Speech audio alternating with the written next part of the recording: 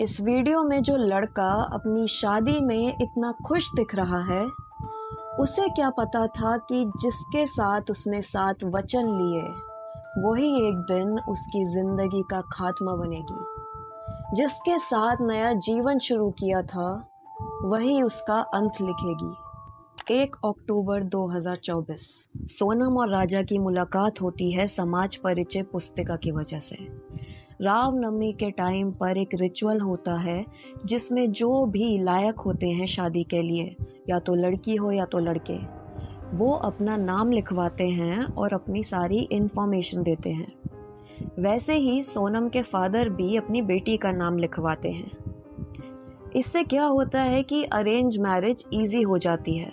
इससे पहले सोनम और राजा एक दूसरे को नहीं जानते थे, पर इस रिचुअल की वजह से सोनम के घर वालों को राजा पसंद आता है।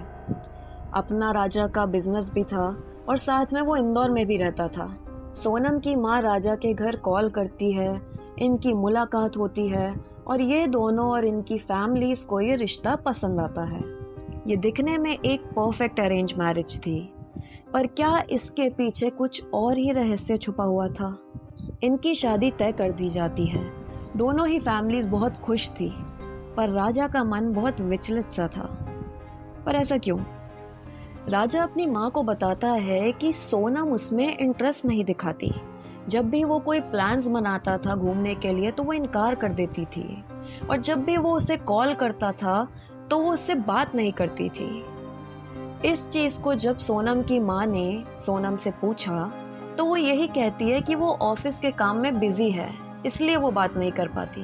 पर इस चीज को सब लोग इग्नोर कर देते हैं। 11 मई 2025 सोनम और राजा की शादी का दिन। सब लोग बहुत खुश थे। इवन सोशल मीडिया पे इनकी शादी की रील्स वायरल हो रही थी। ये एक परफेक्ट मैरिज थी, या कहें एक झूठ, जिस पर से जल्द ही पर्दा उठने वाला था। पर एक चीज नोट करने वाली थी, इनकी शादी की हर एक वीडियो में अगर हम देखें तो राजा की फैमिली और खुद राजा बहुत ही खुश दिख रहे थे। पर अगर दूसरी ओर देखें तो एक भी वीडियो में सोनम के चेहरे पर खुशी नहीं थी। उसका चेहरा उतरा हुआ था, जैसे वो बिल्कुल ही खुश ना हो इस शादी से। राजा और सोनम अपने हनीमून के लिए जाते हैं। इनका प्लान बनता है कि ये हनीमून के लिए मेघालय जाएंगे।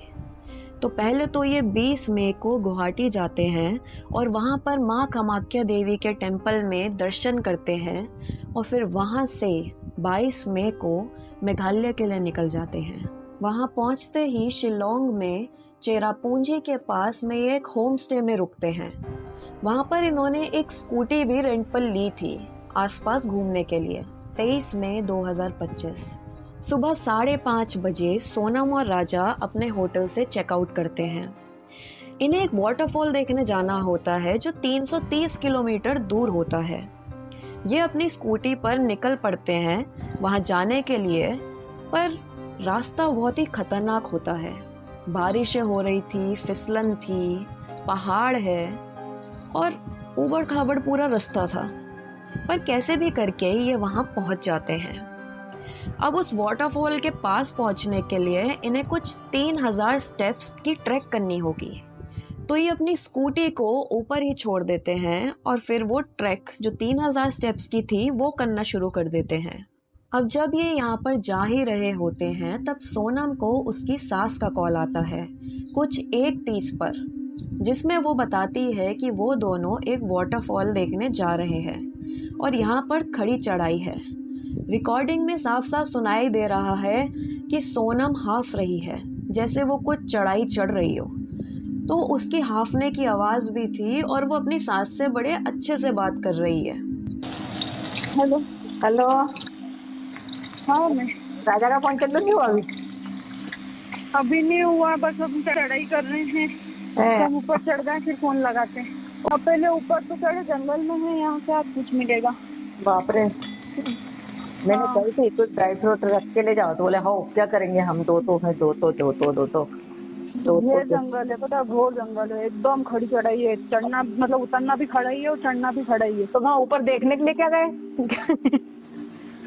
वो अंदर है, वो पहाड़ के अंदर। मना करके मैंने तो सुनते नहीं है। हाँ अच्छा वहाँ, तो चलो वही तो कह रही, वहाँ क्या देखने पहुँच गए तुम? ये नीचे से देख लेते। झरना देखने गए थे हाँ बड़ा वाला। हाँ, नीचे से देख हाँ नहीं तो लेते। हालत खराब हो गई तो फिर चढ़ के इनको तो कुछ नहीं हुआ। वही तो कह रही अब मैं इस रिकॉर्डिंग को अगर हम अच्छे से सुने तो इसमें सोनम की हंसी सुनकर किसी को भी अंदाजा नहीं हो सकता कि उसके दिमाग में अभी क्या चल रहा था। अब दोपहर के 2 बजे राजा की फैमिली फिर से इन दोनों को कॉल करती है। राजा का मोबाइल स्टार्टिंग से ही स्विच ऑफ आ रहा था, तो वो फिर से सोनम को करती हैं, पर इस बार सोनम का भी मोबाइल स्विच ऑफ था। फिर थोड़ा टाइम बीत जाता है और थोड़े समय बाद वो फिर से इन दोनों को कॉल करते हैं, पर फिर से इन दोनों का मोबाइल स्विच ऑफ था। उनकी फैमिली ने इतना सोचा नहीं, क्योंकि वैसे भी वो पहाड़ी इलाके पे थे तो शायद नेटवर्क इश्यूज हो रहे होंगे, इसलिए वो इतना ध्यान नहीं देते इस पे। अगला दिन आ चुका था, पर अभी भी सोनम और राजा का मोबाइल स्विच ऑफ था। इनकी फैमिली को बहुत ही घबराहट होने लग जाती है, वो बहुत ही डर जाते हैं। सोनम और राजा ने कुछ फोटोज भेजी थी, उसमें इनको उनकी स्कूटी पे एक नंबर मिलता है जो स्कूटी के ओनर का था। वहाँ पर ये कॉल करते हैं और पूछते हैं इन दोनों के बारे में। स्कूटी ओनर ये बताता है कि ये स्कूटी तो लेके गए थे, पर अभी तक वापस नहीं आए हैं। इसे सुन के उन्हें और घबराहट हो जाती है।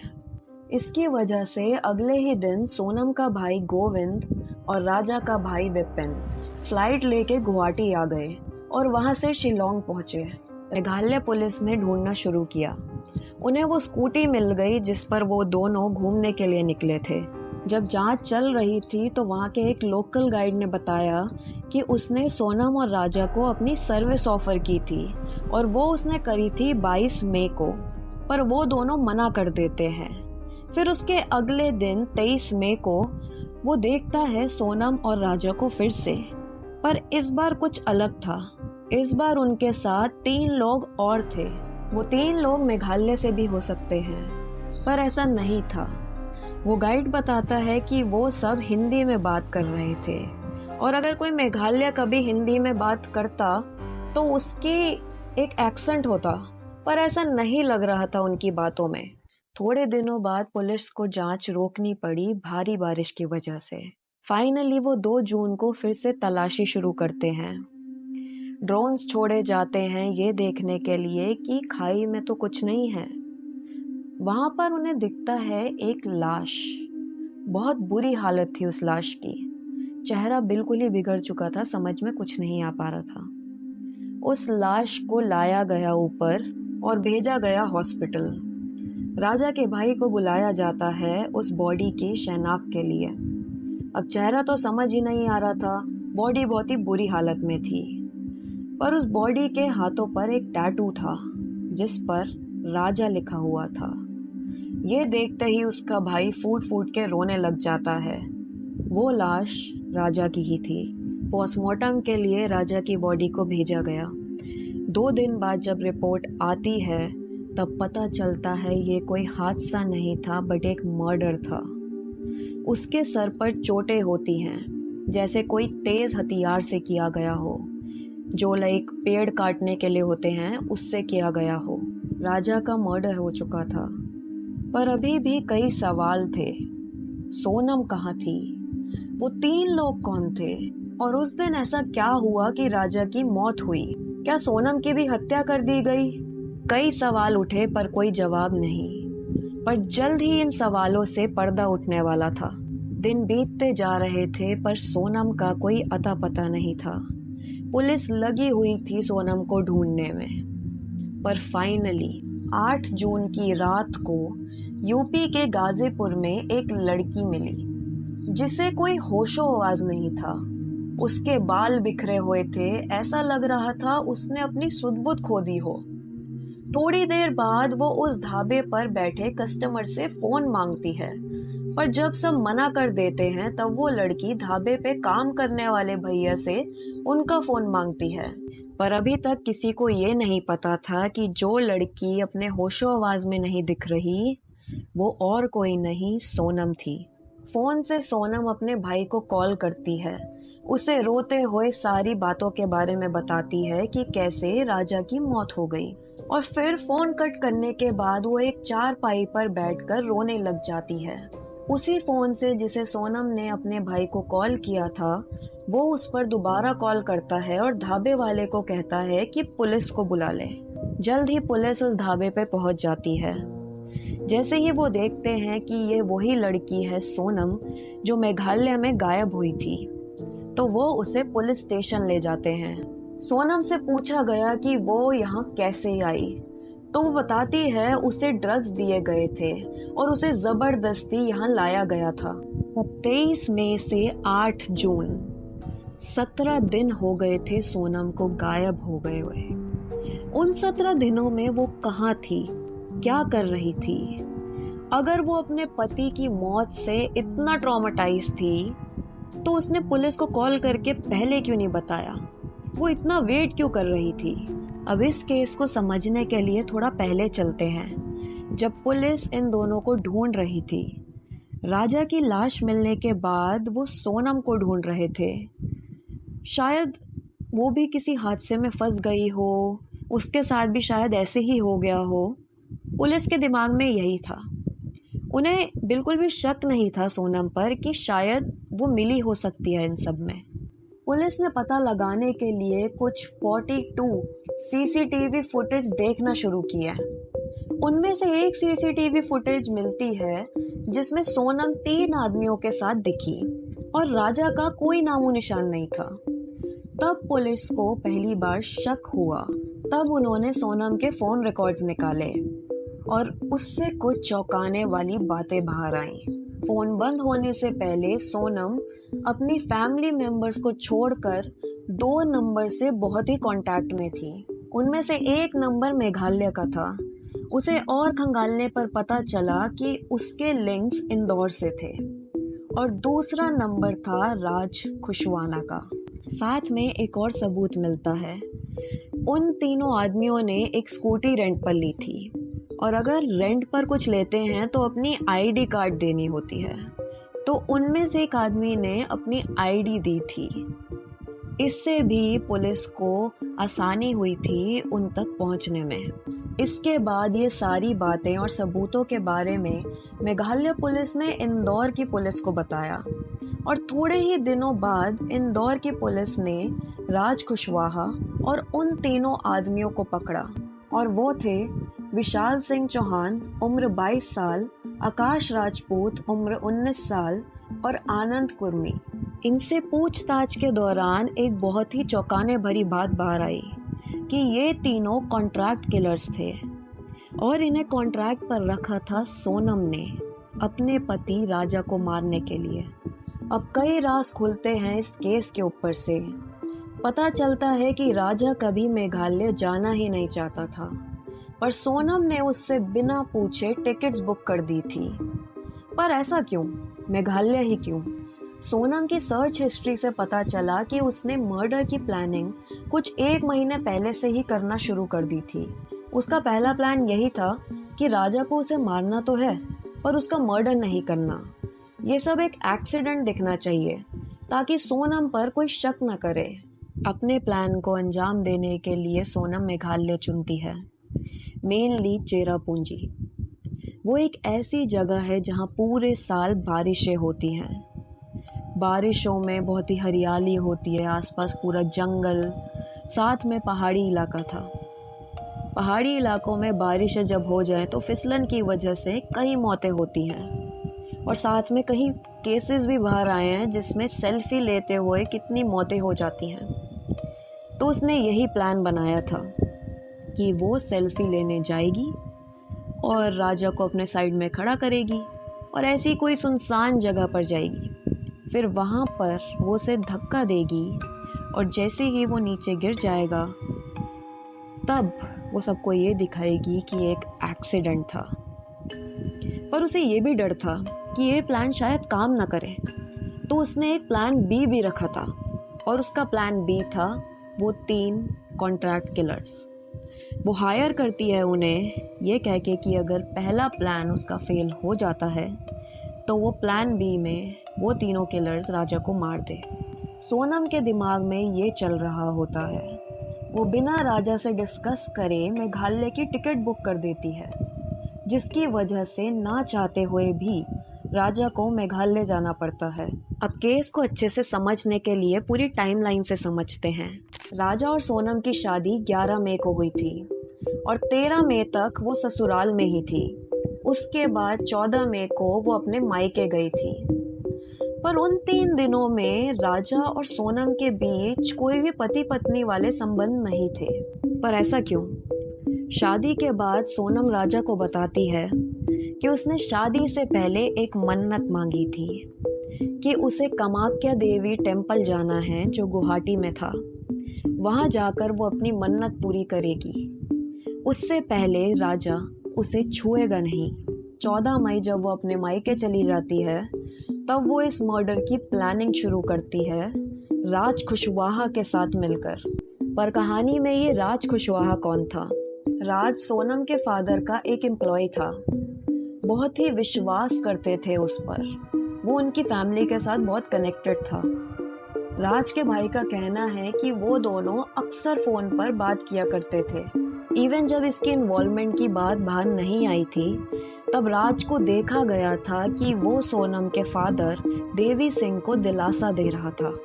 और जब सोनम का भाई गोविंद शिलोंग गया था राजा और सोनम को ढूंढने के लिए, तब सारा बिजनेस राज के हाथों में ही सौंप के गया था। सोनम की फैमिली बहुत ही विश्वास करती थी राज पर किसी को भी अंदाजा नहीं था कि राज और सोनम एक दूसरे से प्यार करते हैं। अब पूरी प्लानिंग कर ली जाती है कि कैसे राजा को मारना है। फाइनली दिन आ जाता है 20 मई का। 14 तारीख को सोनम मायके चली गई थी। 14 के बाद वो सीधा 20 मई को मिलती है राजा से, और वो भी सीधा एयरपोर्ट पे। वो दोनों गुवाहाटी के लिए जा रहे होते हैं। गुवाहाटी पहुंचते ही वो कामाख्या देवी मंदिर जाते हैं, अपनी मन्नत पूरी करते हैं वहां पर। और जैसे ही मन्नत पूरी हो जाती है सोनम राजा को कहती है मेघालय चलने के लिए। 21 मई को वो दोनों मेघालय पहुंचते हैं। सोनम को डर था कि अब वो कोई और बहाना नहीं बना सकती राजा को दूर रखने के लिए, तो वो 22 मई का प्लान बनाती है राजा को मारने का। अब 22 तारीख को पूरा दिन मौसम बहुत खराब था, बारिशें हो रही थी कंटिन्यूसली। वो तो कैसे भी करके राजा को बाहर ले तो जाती है, पर अपने प्लान को अंजाम नहीं दे पा रही होती। राजा यही कहता है कि आज मौसम बहुत खराब है और वो वापस चलने के लिए कहता है। सोनम मना करती है, पर राजा कहता है कि सेफ नहीं है और वो वापस जाने के लिए बोलता है। और 22 तारीख को सोनम का प्लान फेल हो जाता है। अब सोनम के पास बचती है सिर्फ 23 तारीख, क्योंकि 24 को इन्हें वापस भी जाना था। सिर्फ यही दिन था प्लान को अंजाम देने के लिए। इस वीडियो में हम देख सकते हैं कि कैसे राजा और सोनम एक गेस्ट हाउस के बाहर रुके हुए हैं। अगर गौर से देखें तो सोनम बहुत बेचैन दिख रही है स्कूटी पर बैठे हुए। वो बहुत गहरी सोच में डूबी हुई है, क्योंकि उसके पास सिर्फ आज का ही दिन था राजा को मारने के लिए। 23 तारीख इनके लिए सबसे बेस्ट थी अपने प्लान को अंजाम देने के लिए। उस दिन मौसम भी बहुत साफ था। तो 23 की दोपहर को ये तीनों जो कॉन्ट्रैक्ट किलर्स थे ये एक स्कूटी पे बैठकर जाते हैं और सोनम और राजा एक दूसरी स्कूटी पे। अब उन 3 किलर्स ने थोड़ी बहुत दोस्ती कर ली थी राजा से। अब उस वाटरफॉल तक पहुंचने के लिए कुछ 3000 स्टेप्स की ट्रैक थी, पहाड़ के नीचे जाना था। तो वहां जाते हैं वो तीनों किलर्स और साथ में सोनम और राजा। वो नीचे जाते हैं, तब सोनम राजा से थोड़ी दूर जाकर खड़ी हो जाती है सेल्फी लेने के बहाने से। सोनम को समझ आ गया था कि उसका प्लान काम नहीं करेगा, और आज आखिरी दिन भी था, तो वो बहुत ही डरी हुई थी, बहुत जल्दबाजी में थी। अब इन तीनों किलर्स ने पहले ही आसपास से एक हथियार खरीदा हुआ था। ये जब नीचे पहुंचते हैं और ये राजा के पास खड़े थे तो इन्हें हिचकिचाहट सी होती है उसे मारने में। ये चाहते थे कि एक्सीडेंटल डेथ दिखे, ये मानना नहीं चाहते थे। इन तीनों किलर्स ने पुलिस को इंटेरोगेशन में बताया था कि सोनम उन्हें कहती है कि वो उन्हें और पैसे देगी, और इनमें से एक और बताता है कि सोनम ने उसे कहा था कि ये काम कर दो, मैं तुम्हें 20 लाख रुपए दूंगी। अब जब ये किलर्स हिचकिचा रहे होते हैं राजा को मारने के लिए, तब सोनम चिल्लाती है, हिट हिम, हिट हिम। तब उनमें से एक किलर आकाश राजा के सर के पिछले और आगे वाले हिस्से पर वार करता है। खून के छींटे आकाश की जैकेट पर गिर जाते हैं, तो डर के मारे वो अपनी जैकेट वहीं फेंक देता है।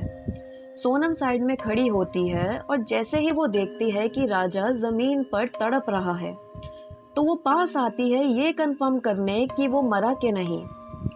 थोड़े समय बाद जब राजा ने दम तोड़ दिया, तब सोनम इन किलर्स के साथ मिलकर उसकी लाश को खाई में फेंक देती है। उन चारों ने साथ मिलकर राजा की बॉडी को खाई में फेंका था। मतलब ये राजा के लिए क्या ही दृश्य था कि उसके आखिरी लम्हों में वो ये देखता है कि उसकी पत्नी उसका खून करवाती है। इसके बाद वो चारों कुछ 3000 स्टेप्स चढ़ के ऊपर आते हैं। गए लोग 5 थे बट आए सिर्फ 4। वहाँ पे 2 स्कूटीज खड़ी होती हैं जो इन्हीं की थी। उन दोनों स्कूटीज में ये 2-2 करके बैठ जाते हैं।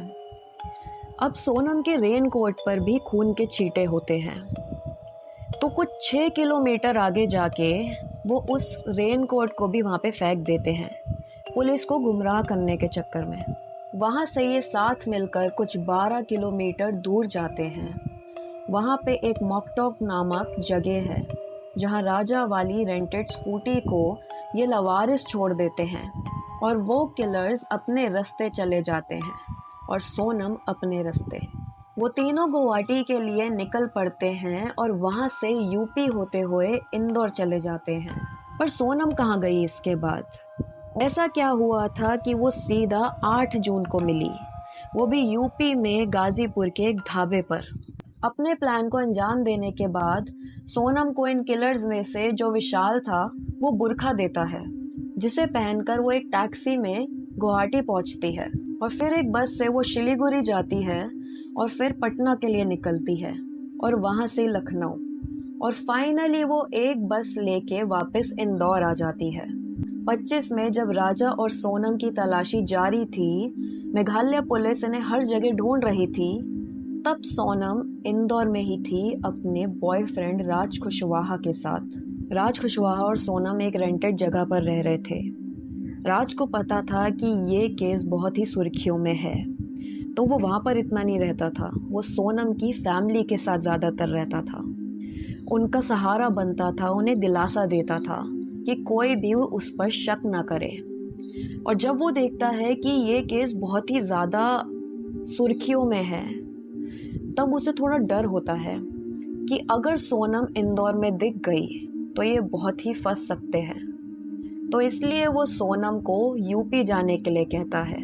वो कहता है कि यूपी जाके सोनम अपने भाई को कॉल करे और ये जताए कि वो किडनैप हो चुकी थी और वहाँ से बच कर आई है।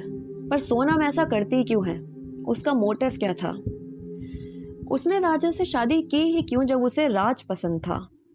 तो इस पर राजा की माँ बताती हैं कि राजा और सोनम दोनों ही मांगलिक थे। अब मांगलिकों में ऐसा होता है कि अगर कोई मांगलिक किसी ऐसे से शादी कर ले जो मांगलिक नहीं है, तो इनमें से एक जो मांगलिक नहीं है उसकी डेथ पक्का है। तो इस वजह से इन दोनों की शादी होती है, क्योंकि ये दोनों मांगलिक थे, तो इनकी कोई जान पे आएगा नहीं। पर इसके बाद सोनम राजा को मार देती है।